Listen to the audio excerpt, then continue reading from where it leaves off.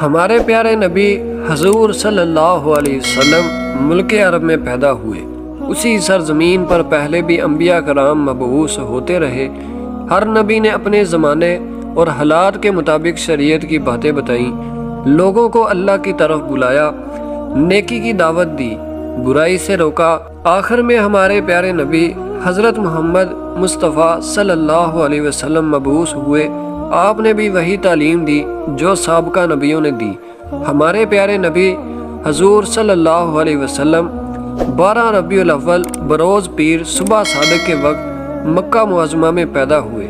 بچہ کا نام محمد رکھا گیا، ایسا نام عرب میں کسی نے نہیں رکھا۔ آپ صلی اللہ علیہ وسلم جس زمانہ میں پیدا ہوئے اسے عام الفیل کہا جاتا ہے۔ فیل کے معنی ہاتھی کے ہیں۔ یمن کا بادشاہ ابرہہ کعبہ پر حملہ کرنے کی غرض سے آیا تھا۔ فوج کے سپاہی ہاتھیوں پر سوار تھے۔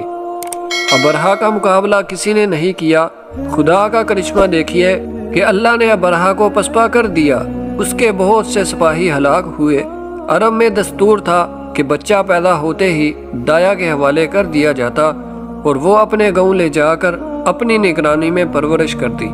بچہ کھلی ہوا میں پرورش پاتا، تندرست و توانا رہتا، صاف ستھری زبان سیکھتا، زبان میں فصاحت و بلاغت ہوتی۔ چنانچہ اسی روایتی دستور کے مطابق آپ صلی اللہ علیہ وسلم کو حلیمہ سعدیہ کے حوالے کیا گیا۔ جب آپ صلی اللہ علیہ وسلم کی عمر 6 سال کی ہوئی تو حلیمہ سعدیہ آپ صلی اللہ علیہ وسلم کو حضرت آمنہ کے پاس لے آئی۔ کچھ عرصہ بعد حضرت آمنہ کا انتقال ہو گیا۔ ماں کی شفقت سے محروم ہونے کے بعد آپ صلی اللہ علیہ وسلم کے دادا عبد المطلب نے پرورش کی۔ آپ صلی اللہ علیہ وسلم کے دادا عبد المطلب نے پرورش کرنے کی ذمہ داری سنبھال لی۔ عبد المطلب آپ صلی اللہ علیہ وسلم کو پیار و محبت کے ساتھ پرورش کرتے رہے۔ 2 سال کے بعد ان کی وفات ہو گئی تو آپ صلی اللہ علیہ وسلم کے چچا ابو طالب نے آپ صلی اللہ علیہ وسلم کو لے لیا۔ ہر طرح سے آپ صلی اللہ علیہ وسلم کا خیال رکھا اور آپ صلی اللہ علیہ وسلم کی نگرانی کرتے رہے۔ جب آپ کچھ سمجھدار ہوئے تو تجارتی سفر میں ابو طالب کے ساتھ چلے جاتے تھے۔ آپ بکریاں بھی چراتے تھے، اپنے چچا کے گلوں کی رکھوالی بھی رکھتے اور چرانے کے لیے جنگل لے جاتے۔ آپ نے اپنے چچا ابو طالب کے ہمراہ کئی تجارتی سفر کیے، خرید و فروخت کے طریقے سیکھے۔ سفر کے دوران بہت سے لوگوں سے ملاقات ہوئی، ان سے بات چیت کرنے کا موقع ملا۔ آپ صلی اللہ علیہ وسلم اکثر ملک شام جایا کرتے تھے۔ مکہ میں ایک خاتون رہتی تھیں، نام ختیجہ تھا۔ عورت تو تھی لیکن باصلاحیت تھی۔ وہ بھی تجارت کرتی تھیں اور اپنا مال ملک شام بیچتی تھی۔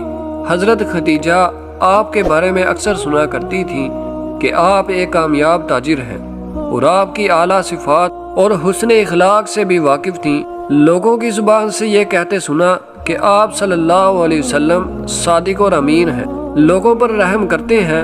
حضرت ختیجہ دل میں کہنے لگی کہ ایسے راست باز اور سچے آدمی سے ملنا چاہیے، شاید وہ کاروبار میں مدد کر سکے۔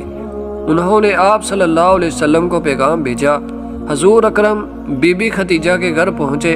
بی بی ختیجہ نے حضور اکرم سے عرض کیا کہ آپ صلی اللہ علیہ وسلم تجارتی مال لے جا کر فروخت کریں، مجھے آپ جیسے شخص کی ضرورت ہے۔ حضور صلی اللہ علیہ وسلم نے اس پیشکش کو منظور کر لیا۔ چنانچہ تجارت کا مال لے کر شام جانے کے لیے تیار ہو گئے۔ حضرت خدیجہ نے اپنا غلام میسرہ آپ کی خدمت کے لیے ہمراہ کر دیا۔ قافلہ روانہ ہوا۔ آپ ملک شام کی طرف جا رہے تھے تو راستہ میں بصرہ کے قریب ایک یہودی عالم ربی رہتا تھا۔ آپ اس کے قریب سے گزرے۔ کچھ دیر سستانے کے لیے ایک درخت کے سایہ میں بیٹھ گئے۔ ربی نے آپ کو خوب غور سے دیکھنا شروع کیا اور میسرہ کو اشارے سے اپنے پاس بلا کر پوچھا، یہ تمہارے ساتھ کون ہے؟ اس نے کہا، اس شخص کا تعلق قبیلہ قریش سے ہے۔